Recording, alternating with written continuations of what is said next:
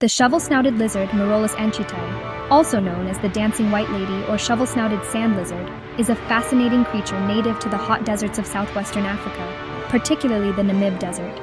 This small lizard has developed a unique behavior to cope with the extreme heat of its desert environment, often referred to as the thermal dance or lizard dance.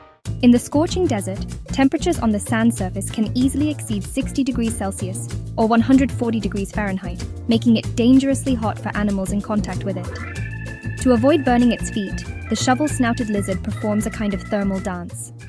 Alternating limbs. The lizard lifts its feet off the ground in quick, alternating movements, almost like a dance.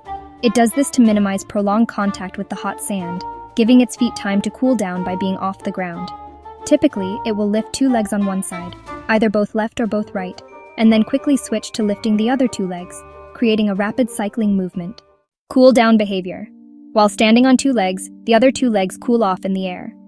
This alternating pattern allows the lizard to move across the hot sand without getting burned, preventing its body temperature from rising too high. Head lifting. Along with the dancing motion, the shovel-snouted lizard also lifts its head periodically off the ground. This head-lifting behavior further helps with thermoregulation by keeping its sensitive snout and head cool. Burrowing or diving. When the heat becomes too intense, or if the lizard needs to escape quickly, it will use its specialized shovel-like snout to dive into the sand and bury itself. This behavior allows it to retreat into the cooler subsurface sand layers, which are far less hot than the surface.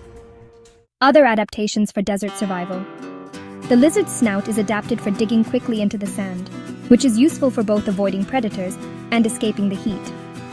In addition to its dance, the shovel-snouted lizard is capable of regulating its body temperature by altering its activity patterns.